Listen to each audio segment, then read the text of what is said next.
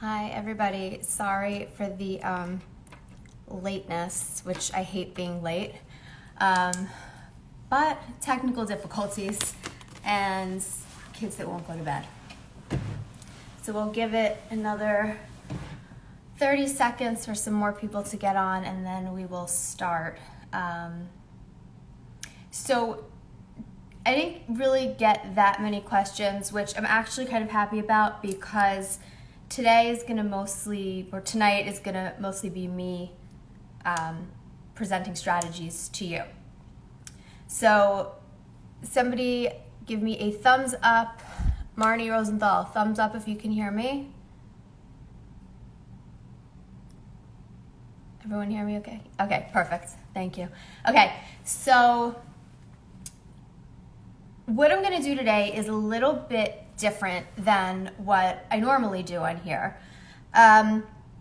Just to let everybody know ahead of time, one of the things I say a lot is that as much as I would love to, I cannot answer and will not answer any personal scenarios, any personal questions about things going on in your life. Again, as much as I want to, it is unethical of me, as you are not my patients. And this is Instagram, and Instagram is not a replacement for therapy.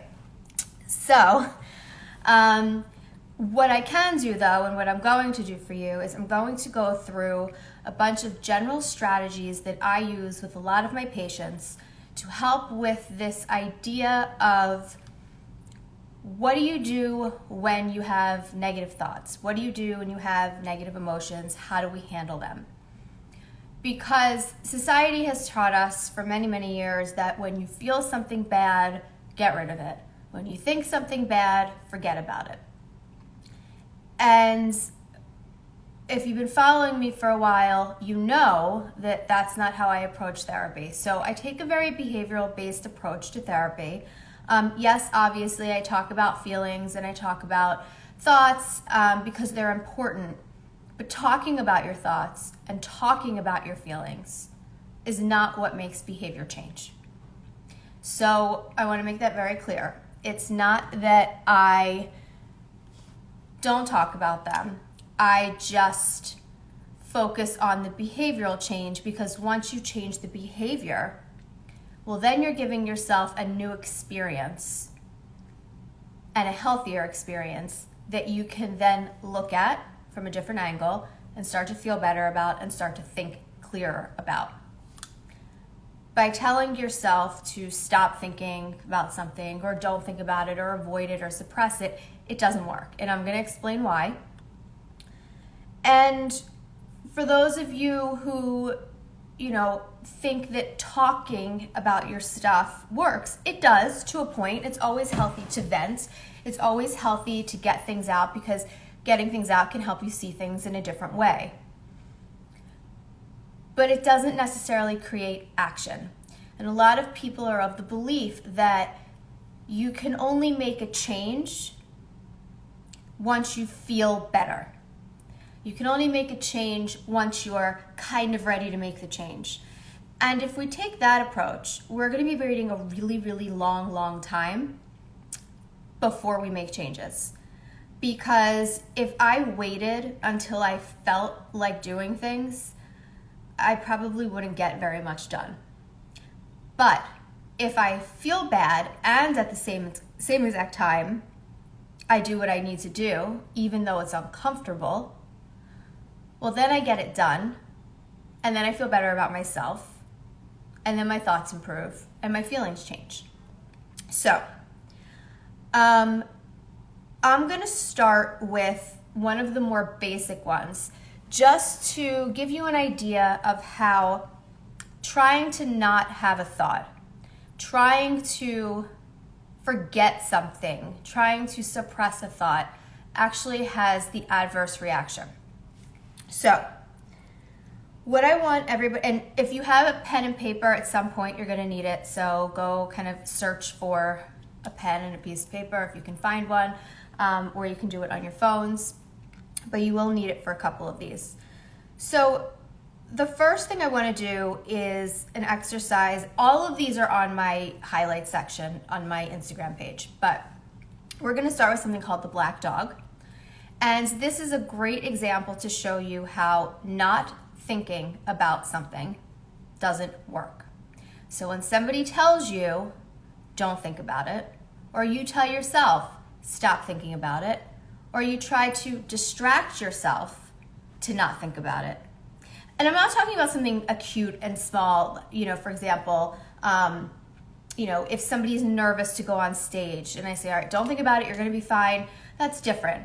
I'm talking about things that trigger depression and anxiety, thoughts that you have on a daily basis that you can't not think about because they are right here and it just doesn't make sense not to think about them.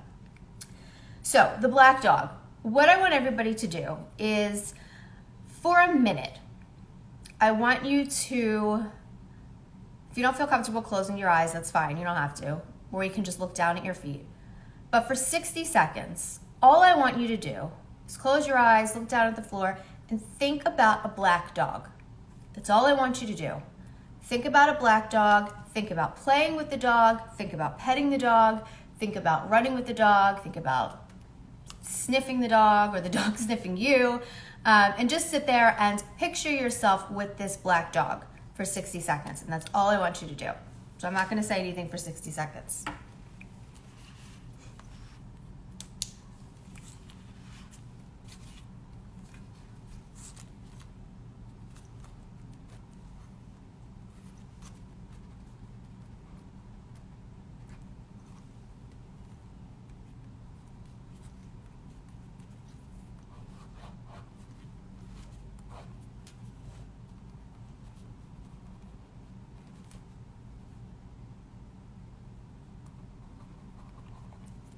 Okay, now what I want you to do is I want you to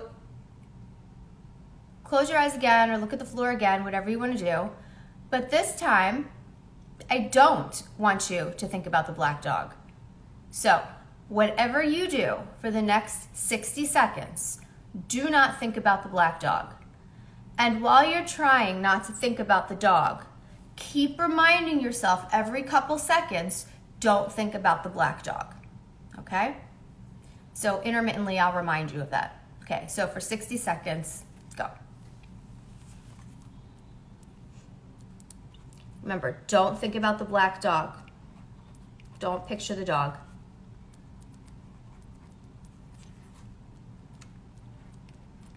Make sure you're not thinking of the black dog.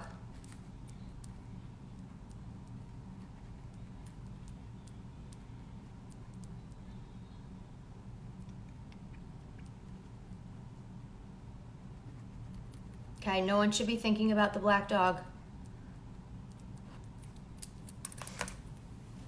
Okay, so what you should have noticed, well, let me ask you guys. In both situations, you thought about the black dog, I'm gonna assume. Let me just see a show of hands. How many people in both situations thought about the black dog regardless, even if for a second?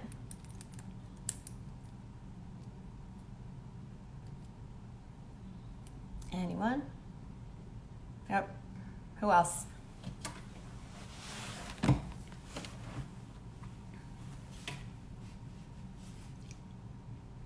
Okay, so how is it that you were thinking about the black dog if you were telling yourself not to think about it?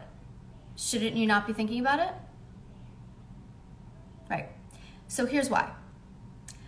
Without getting too geeky and dorky, which I am a closet dork, but as far as how the brain works,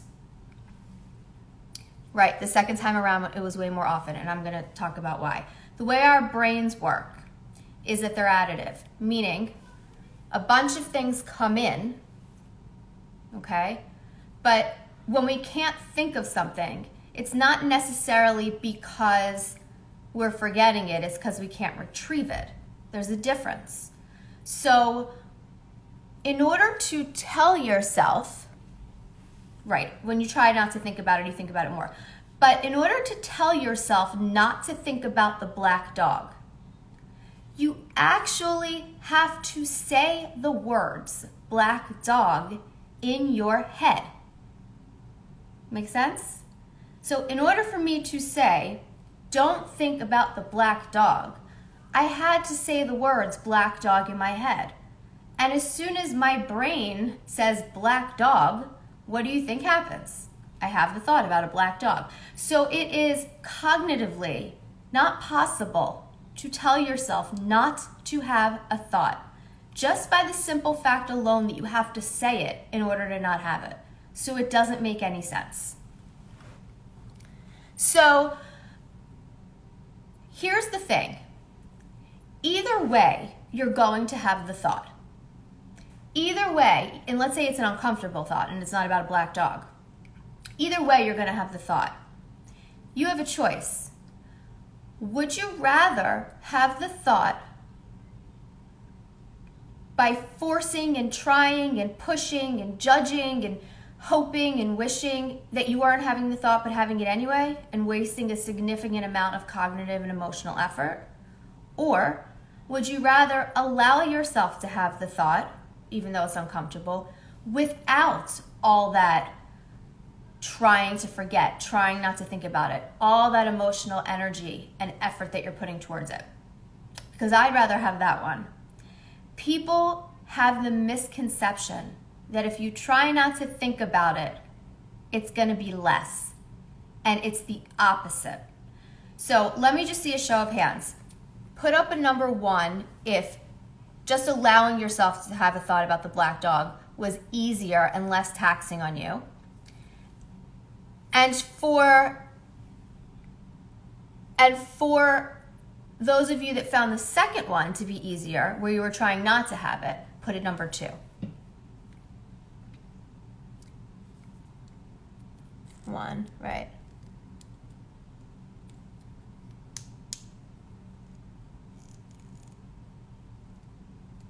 Hi, Dr. Lockhart. 1, yeah. Now, 1 is scarier initially, obviously, but 2 is way, way, way more exhausting. And either way, you still have the thought, okay? I'm sorry if you hear a child screaming. He is playing Fortnite upstairs, and I can hear his voice from all the way up there. So if you hear somebody screaming random Fortnite things, I apologize. Okay, so that's the whole concept of why it is impossible to not have a thought. It also demonstrates why it is... John, if you're on here, can you tell our son to quiet down, please? Because I can hear him all the way down here. Thank you.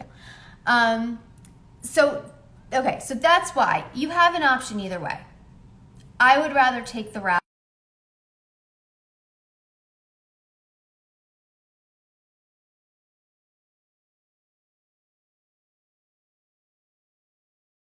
with a wave in the ocean, with 100% certainty, it's going to peak and it's going to come down, right? We can guarantee that.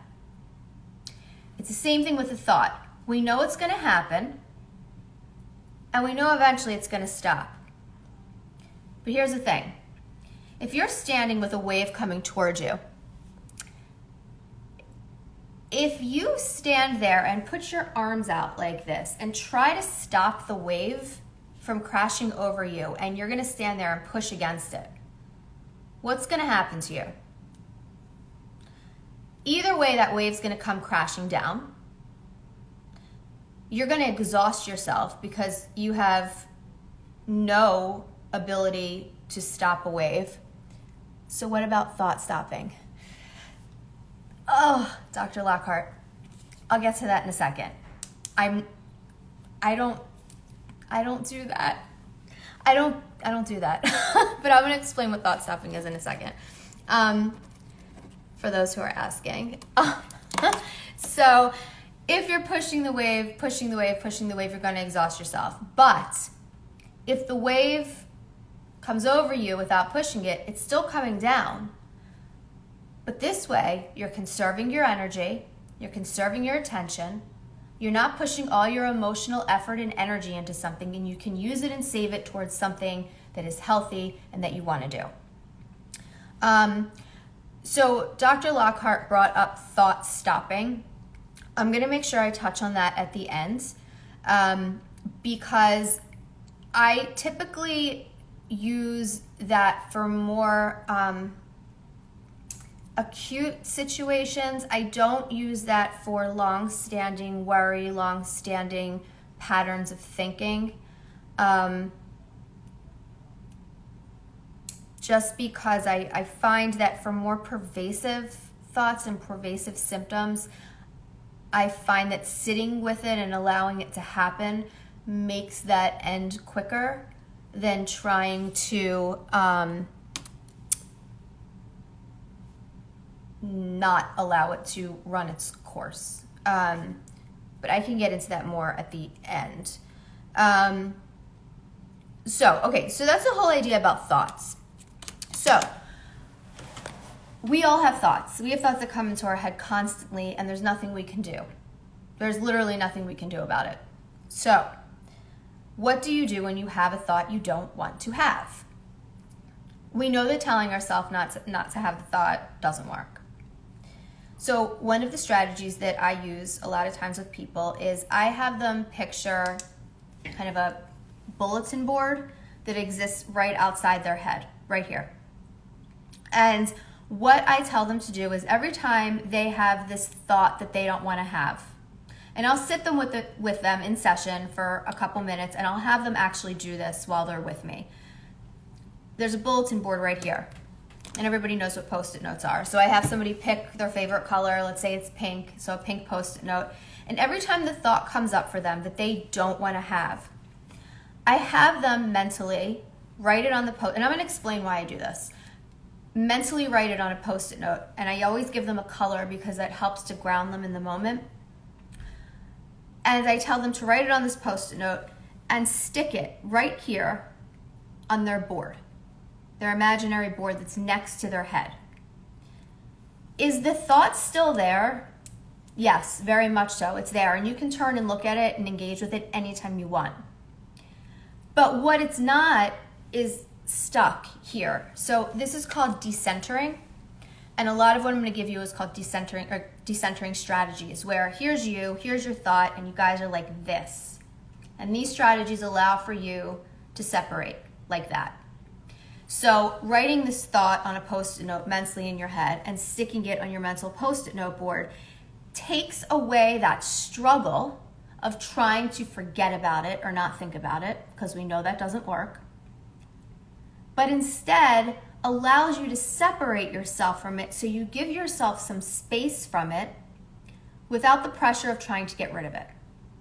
Because what ends up happening is, even though the thought is right here on your imaginary Post-it board, or your imaginary board with your Post-it note, even though it's right here, it's less distressing and you'll notice it less the more you just let it sit outside your head, rather than trying to litigate with it in your brain, okay? So when people argue with their thoughts, let's say, for example, you come into my office and you have this thought, I'm a bad mom.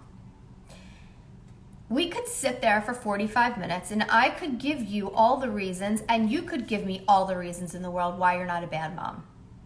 And for those 45 minutes, you will feel better.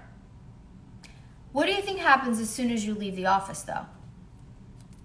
And you're not with me giving you constant reinforcement. What do you think happens? Anyone? I know you guys aren't shy because you send me lots of DMs. What do you think happens when you leave the office?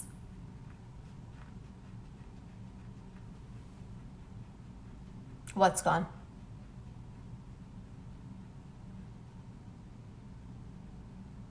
We go back to thinking we're a bad mom. Yes, exactly. Because all it's going to take, hi Jess, all it's going to take is one more little tiny trigger. And those thoughts are going to come right on back. So, it works for a little bit,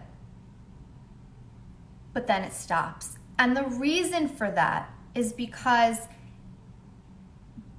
by giving an argument against a thought, you have to make that thought a real thing. Because you can't argue against something if it doesn't exist. So if I'm arguing against the thought that I'm a bad mom, in order to give I'm not a bad mom because, I bathed all my kids tonight. That means that I'm making this thought somewhat true because I'm trying to argue with it. It's like trying to argue with a toddler. It makes no sense, and you're not going to win anyway, so you just kind of have to just set a boundary and walk away. But to engage with them, you're going to find yourself going crazy because before you know it, you're talking about something that has nothing to do with the argument in the first place. So it's very important to, instead of trying to challenge your thought, which has its place sometimes, but for pervasive things, for worry, for anxiety, for depression, it's very important not to challenge your thought, because here's what happens when you try to challenge your thinking. You end up playing tennis back and forth in your brain. I'm a good mom. Well, no, you're not. Well, yes, I am. Well, no, I'm not. Well, yes, I am. And while you're busy trying to win this set in your brain, where are you not? You're not present. You're not engaged with the people around you. You're not present with your environment that's around you. But most importantly, you're not feeling the bad feelings that you don't want to feel. And when you avoid bad feelings, they get louder, just like with the black dog. The more you try not to feel them or think them, the louder they get. So your effort makes sense. I know why you would try to do that. It makes sense to try to challenge a thought like you're a bad mom. But all you've done is just spent a considerable amount of wasted time in your brain sitting on your couch, completely disconnected from those around you. And if you do that, what thought do you think you're going to have once you realize, I like to call it, you've left the building, meaning you kind of just sat in your own head. When you're surrounded by all your kids and you're in your own head trying to convince yourself that you're not a bad mom, and you realize that you just checked out for 2 minutes trying to convince yourself of that, guess what thought's going to come in now that you've just disengaged from your kids for 2 minutes? That you're a bad mom. Yep, more guilt. So, it's cyclical. People are very scared to just have their thoughts and have their feelings, but in reality, that avoidance and all that effort you put into it actually makes it all worse.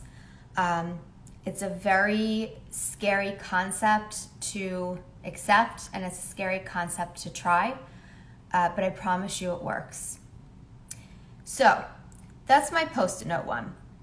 The other thing, so this is all about metaphors and strategies. So another metaphor that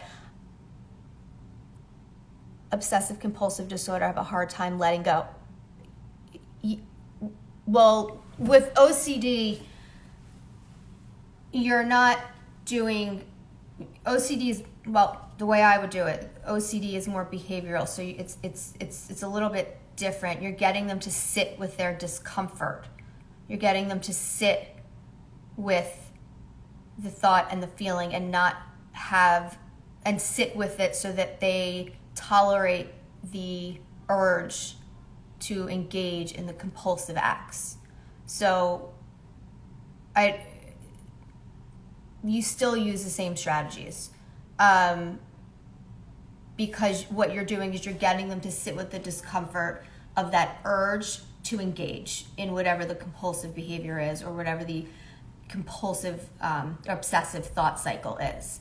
The reason why they do the obsessive thought cycle is because they've set up this idea in their head that if they think it a certain way or say it a certain amount of times in their head, that something bad won't happen. So it's getting them to sit with the discomfort of, okay, I didn't have that thought over and over again and nothing bad happened. It's about giving them the new experience and breaking that cycle. So same concept applies. Here's a really good visual that I like to give people. If you think of a chessboard and the pieces on the board, if you visualize that chessboard with the pieces on it. I want you to imagine that you are the chessboard and the pieces on top are your thoughts and your feelings. So the pieces on top are constantly moving around, constantly moving, everywhere, all over. Like your thoughts and your feelings. They're constantly changing, constantly moving without you even paying much awareness to it. But what remains consistent the entire time, no matter what's going on here? The board. Right, exactly, judging your side. So the board is neutral.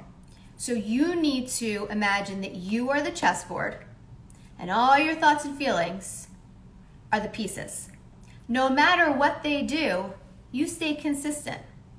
Does the chessboard fold up into the pieces? Does the chessboard tell the pieces what to do? No. Chessboard is there, neutral. Well, all the other things run around. Can the chessboard stop the pieces? No. But it doesn't matter because the chessboard is separate from the pieces, just like you are separate from your thoughts. So let's talk about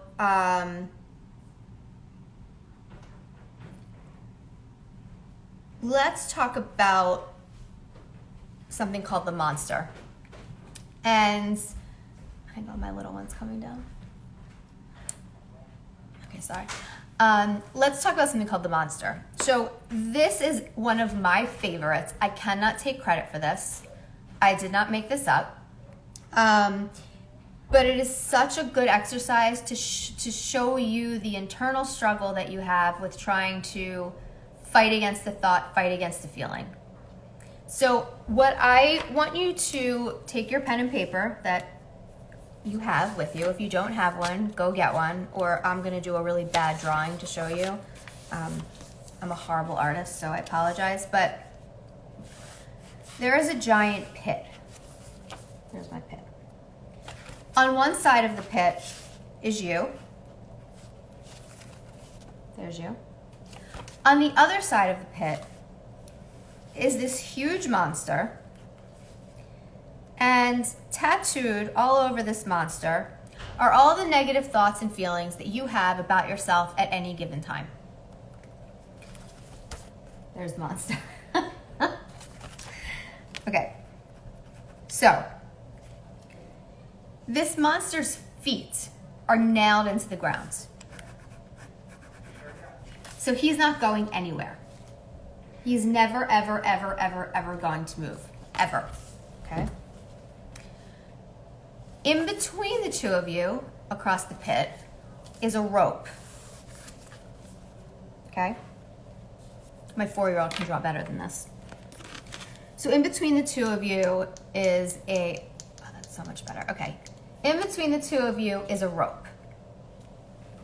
Okay. You, over here, and the giant monster whose feet are nailed into the ground are playing tug of war with this rope. This pit right here, if you fall into this pit, you're gone forever. You die. You're done. So, you go down here if you fall into the pit.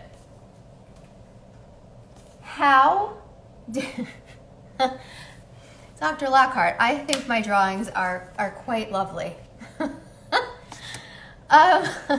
So, here's the pit. And you're playing tug of war with this monster, okay?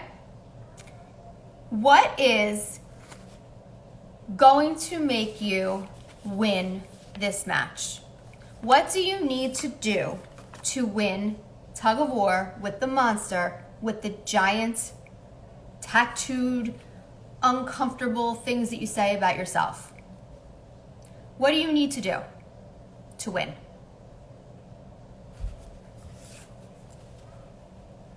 And remember, his feet are nailed down, so he's not going anywhere, and he's 600 pounds and you're 160 pounds.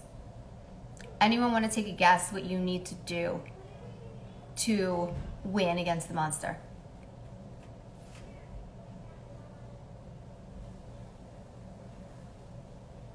Anyone? Okay, one person said let go. Let go of the rope. Anyone else? Any ideas? Let go. Not fight with him. Bop him over the head. But then you have to cross the pit of death, and you won't make it across.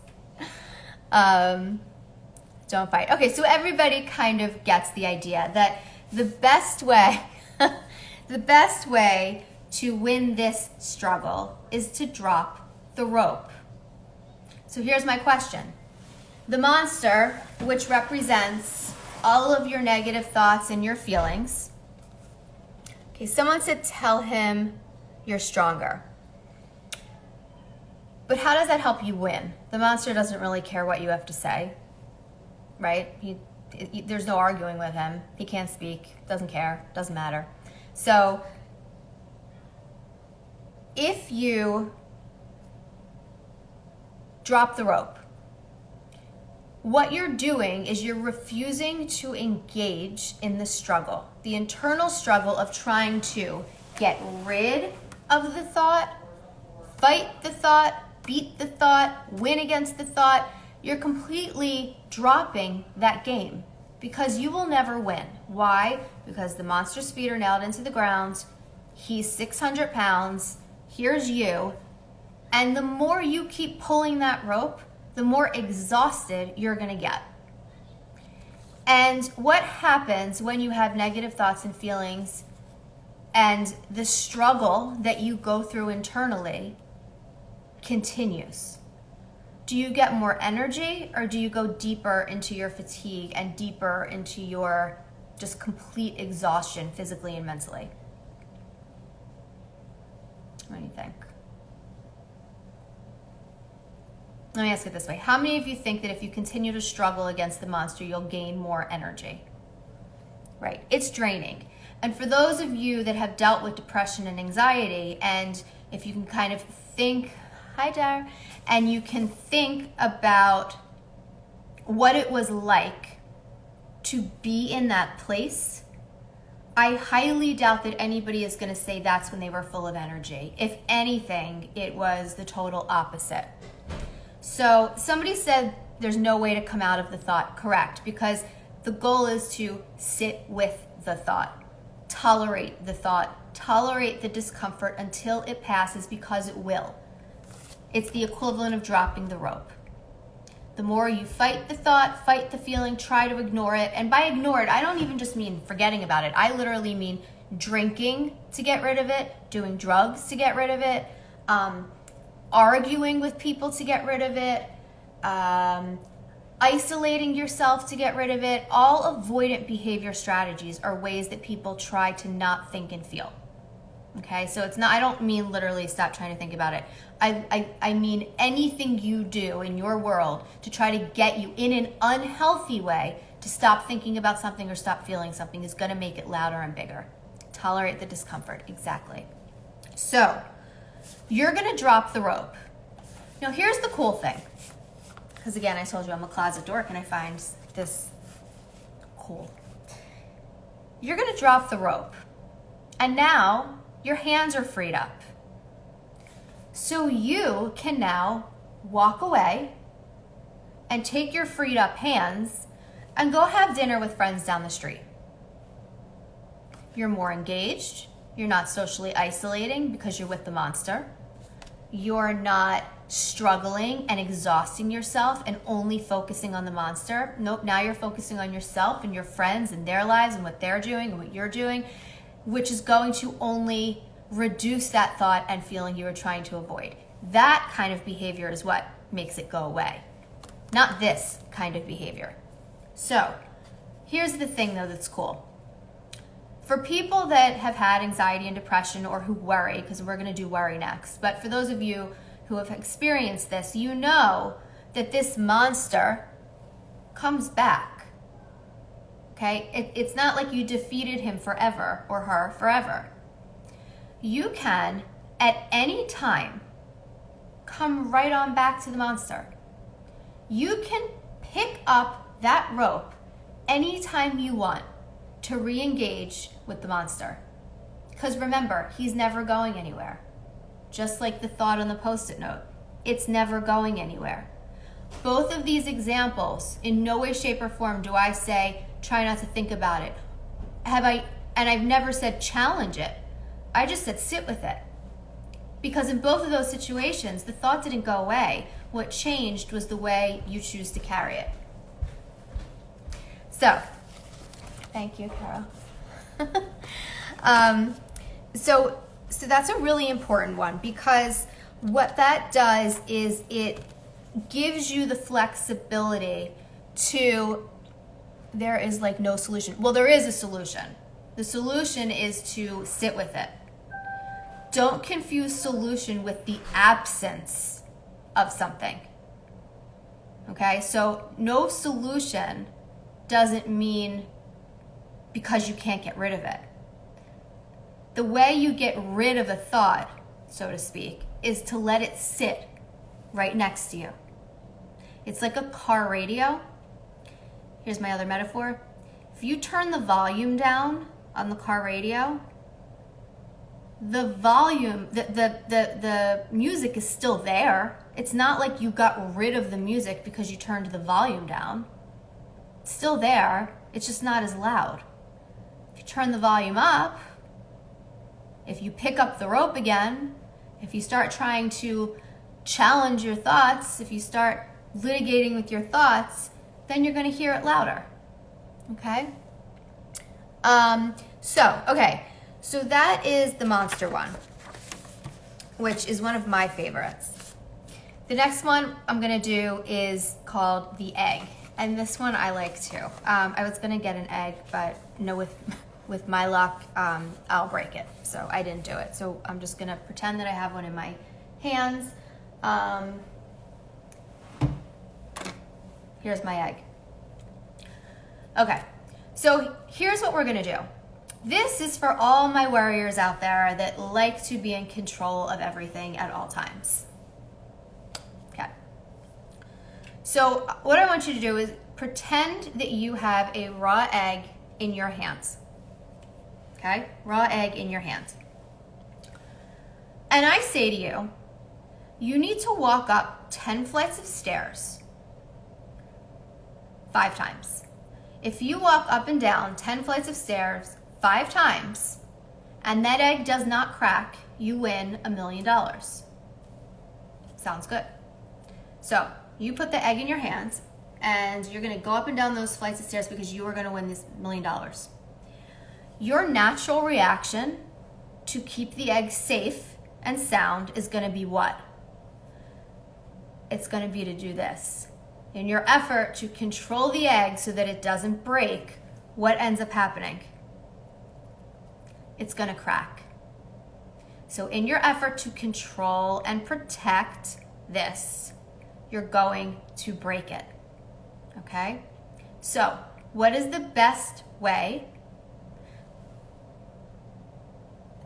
Hold on, I'll get to that. What if you guys are asking questions about the thing? Can you just DM me, because I don't want to forget to answer you. So just send me a DM and I can answer that, because I don't want to forget, and I'm worried that I will. So the more you try to control it from breaking, the more you break it. The more you struggle with a thought, the more you have it. The more you try not to think about something, the more you think about it. The more you try to fight a bad feeling, the larger it gets. The more you try to control the egg, the more you're going to break it. Okay, so how do you think that you protect the egg from breaking while you walk up and down the 5 flights of stairs so that you can win your $1 million? Anyone have an idea? What do you think? How should you hold it? Anyone? Open your hands. Yes. Like this. Scarier? Absolutely. Because this gives you the illusion of control. This makes you feel out of control. Okay? But here's the thing.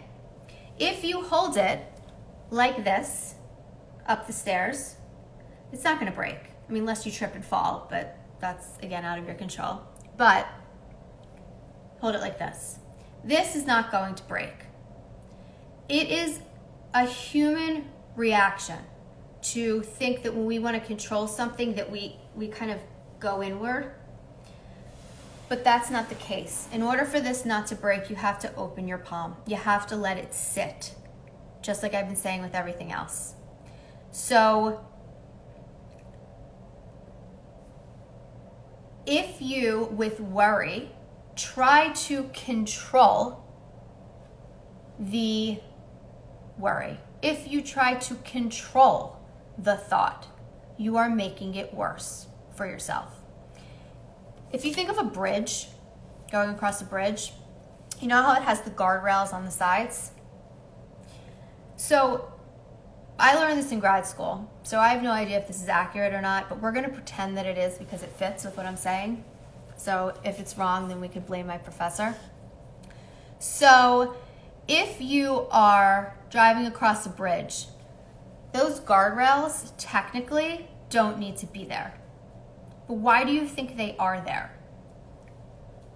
They're there for the illusion of safety so that you don't drive off the side of the bridge. Now, obviously you can get into a car accident. Sure, I know someone's going to write that, so I always say that. But technically, they're there to give you a sense of security, okay? You're not going to voluntarily, hopefully not, drive purposely that way, but they're there to keep you safe. Closed in. We feel like when we're closed in, we're safer. But a lot of times that's not true, particularly with our thoughts and our feelings. So that leads me into worry. When people worry, they are trying to solve the world's problems of the day in their head. But really all they've done for that 5 minutes that they've been worrying is sit on their couch in their head doing nothing behaviorally. They haven't actually done anything. They feel like they have because they've been worrying about it. They've been playing tug of war with the monster for 30 minutes. But behaviorally, they've done nothing. There has been no solution. Because there's a difference between problem solving and worry. Worry gives you a sense of control, but it's an illusion of control. Worry gives you a sense of action, that you're taking action on a problem, when in reality you've just sat on your couch and you've done nothing. So we all know that when we try to stop worrying about something, it's impossible. That's why when you're worrying about something and people say to you, oh, just stop worrying about it, you kind of want to strangle them because you never thought about that, to not worry about that. That never crossed your minds. Thanks so much. But the truth of the matter is that you can't stop yourself from worrying in the way that you think. But what you can do is make that worry way less intense, way more manageable, so that it stops interfering with your day-to-day. Because for those of you that have generalized anxiety disorder, which is worry constantly all day, every day since like birth, it's such a pervasive style. It's not a personality disorder, but it's pervasive in that sense. You know how exhausting that is. Cognitively, emotionally, physically. It takes you out of your life. It takes you away from friends. You're constantly in your head. You almost look like you have an attention difficulty, but really you don't. You're just so in your head and worrying all the time that you appear kind of spacey. So we're going to do something really weird, but I promise you that there is a method to my madness with this. This you definitely need pen and paper for, okay? So what I want you to do is write down the following words, and I'm going to write it down too. And excuse my penmanship. If my mother is on here, she's probably going to yell at me, but I got good grades in everything except penmanship when they used to grade you in penmanship, and I just made myself sound very old. So I'm going to ask you to write down the following words: sound, color, weight, size, texture, color, size, texture, smell, and shape. I'm gonna hold these up for you. Sound, color, weight, size, texture, smell, and shape. Now here's what I want you to do. Trust me on this. For a minute, or I'll do 30 seconds. 30 seconds. I just want you to think of something that you've been worrying about a lot that has been really, really weighing on you. And I want you to sit with that worry. I don't want you to try to solve it or figure it out. I just want you to sit with the discomfort of it. Just sit with it.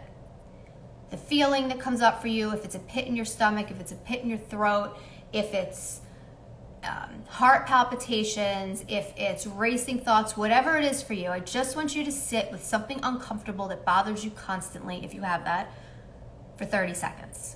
So everybody just do that for 30 seconds.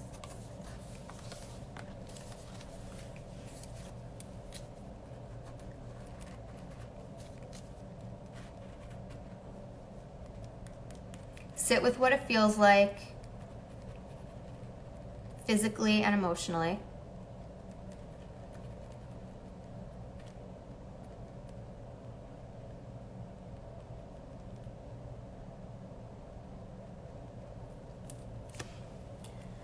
Okay. So now, here's what I want you to do. If that feeling that you just sat with had a sound, what would the sound be? So I'm just gonna make one up. I'm gonna say screeching. If that feeling you sat with and that ickiness had a color, what color would it be? So I'm gonna say red. Go with me on this. If it had a weight, what would the weight be? I'm gonna say heavy. Size, what would the size be? I'm gonna say small. The texture, I'm gonna say like smoothly slippery. The smell, I'm gonna say metallic. And the shape, I'm gonna say it's like a ball. So it's a screeching red ball that's heavy, smooth, small, and tastes metallic. Okay, and this sounds absolutely insane, I agree. However, this is another type of decentering technique, meaning when you are worrying about something, I don't want you to try to stop it because we know that doesn't work. But we do know that if you take it and you hold it differently and you decenter yourself from it, you're able to free yourself up to go about doing other things even though the worry's still there, just like dropping the rope, not thinking about thinking about the black dog, not pushing against the wave, all of those things, not holding the egg on the egg so tight. So let's say I start worrying about one of my worries that I worry about all the time. Instead of being in my own head and thinking, okay, well, what if I do this? But what if they say this? But what if I do this? And what if this? And what if this? And all the what ifs. And instead of doing that, I say, there's that red, screeching, slimy, metallic tasting ball. If you do that, what it does is it goes like this. Here's you. Here's the red, metallic tasting, slimy ball. This is now something tangible, well, kind of tangible, but now this is something that's a distinct object that represents all this icky crap that is neither here nor there, puts it into one place, puts it into one object that you now can look directly at, kind of mentally picture this, and say, there it is. That gives you so much more flexibility to then redirect yourself to the present moment, rather than what if this, what if this, what if this, what if this? And every time that comes up for you, you can make it this thing and you can look at it. There it is again. There's the red ball again. Practice this, because I know it sounds a little wacky, but it's just another decentering strategy. And the reason why I like this one so much is because anything that has especially a color, a texture, or a smell, people underestimate the power of smell. Smell is a huge trigger for people, for trauma, for anxiety, other types of anxiety, for depression. Don't underestimate smell.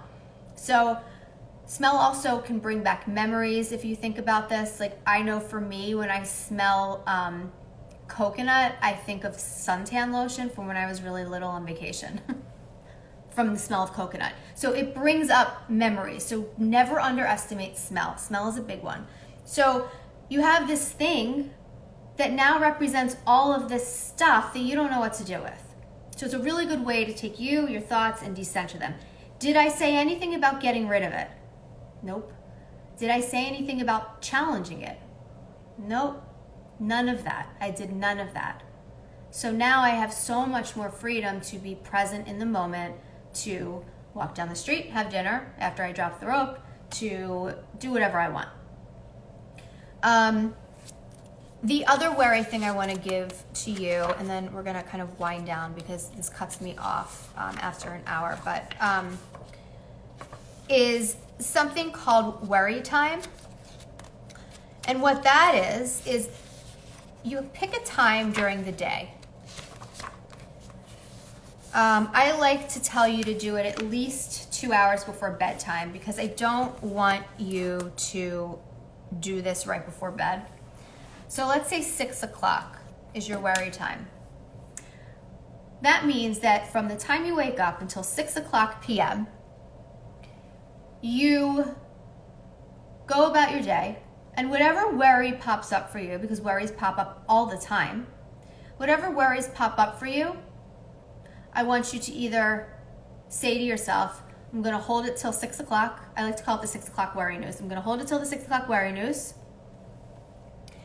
Or, yes, where I love worry time. Or you can write it down, and then you'll look at it at 6 o'clock. Now, here's why that's not avoiding. Because you're not getting rid of it. You're actually objectifying it. Because by writing it down, you're getting out of your head. And by acknowledging the worry, but not answering it, just acknowledging that you're doing it again, you're objectifying it. So if I have the thought, oh my God, I wonder if I left the stove on, when I know that I didn't, but it's a thought that I keep having. Instead of saying, no, but I remember doing this, and then I remember doing that, and then I remember this, I don't want you to do that. I just want you to say, I wonder if I left the stove on. There I go again. I'm going to save that for worry time. Or you can write it down and save it for worry time. Whatever you want to do. The point is you don't engage with it. What do you think happens by 6 o'clock? So 6 o'clock rolls around and now it's worry time. What do you think ends up happening at 6 o'clock when you sit down to do your 6 o'clock worry news? Anyone want to take a guess?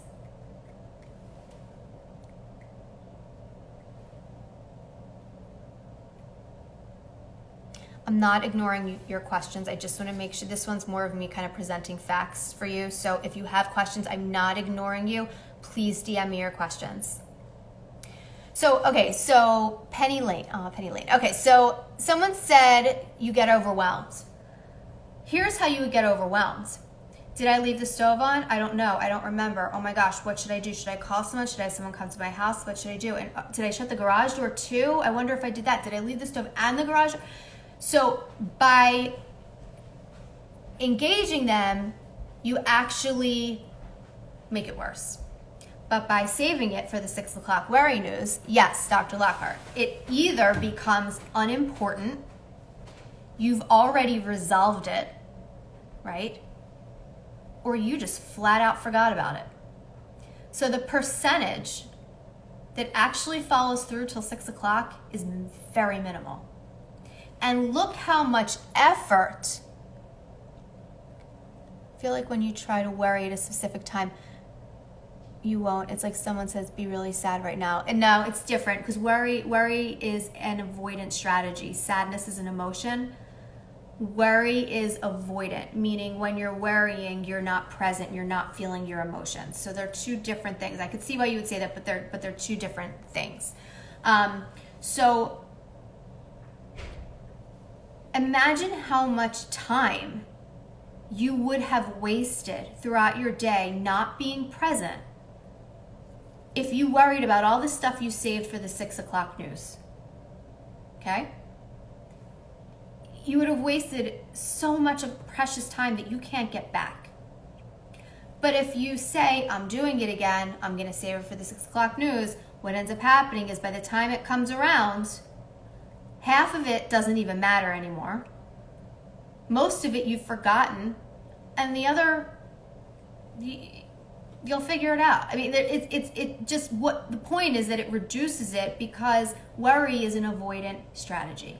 Worry takes you out of the moment so that you don't have to feel icky. Because it is temporarily going to be harder to sit with the discomfort of what if I left the stove on? That's going to be harder. What makes you think the anxiety is going away is if you start, did I not, and you try to solve it in your head. That actually is going to make it worse. Temporarily it may make you feel better, but after a couple minutes it's going to make you feel worse. So I am going to do one more, and then any questions you guys have, please feel free to DM me. All of these strategies that I'm giving you are all on my Instagram page, on my highlights at the top in the green circles, and they all have titles that say, one says the monster, one says the egg, one says worry time, one says worry art, which is the thing we did with the drawing. The eggs on there, the post-it note thing, they're all on there. So don't feel that you need to be frantic and write all this down. The last one I want to do is called the bathtub. And this one I can take credit for, but I thought this was a really good way to understand how to get used to internal discomfort that we so badly always want to run from. When you first fill up a bathtub, would you happen to have videos on gaslight? I have so much stuff on narcissistic personality disorder on my highlights. I actually have 3 separate highlights on them. NPD 1, 2, and 3. Watch them in order. Yes, I have that up on there. It's all my stories now too, actually. Okay, so when you fill a bath up and you go to stick your water in, initially what happens? Usually the water's too hot right away. And so your natural reaction is to pull your foot out, right? It makes sense. It hurts, so you pull it out. So when you do that with a feeling that doesn't feel good, and you try to get rid of it by avoiding it, they're on my highlights. I don't need to send them. You can just click right on them anytime you want. So it's not, I don't even think I can send them, but they're there. So stick your foot in, you pull it out because it hurts. Just like uncomfortable emotions. You don't want to feel it, so you check out. I'm going to rush this because I'm going to get thrown off in 1 minute and 7 seconds. If you keep putting your foot in, pulling it out, putting it in, pulling it out, pulling it in, putting it out, you're never going to get used to the water. Just like if you keep running from your feelings, going back, running, going, running, going, you're never going to get comfortable with the discomfort. Okay? But if you take your foot and you stick it in the bathtub and you let it feel uncomfortable for 15 seconds, eventually you're going to get used to it. It's not going to feel as bad because you sat with it. If you keep pulling your foot in and out, in and out, in and out, you will not get used to it, or it will take a heck of a lot longer. So you want to sit with your uncomfortable thoughts, sit with your uncomfortable feelings, reduce the struggle so you can free yourself up to do things that you value, that you find fulfilling. That's the whole point of this, is to do things that you feel are in line with what you value.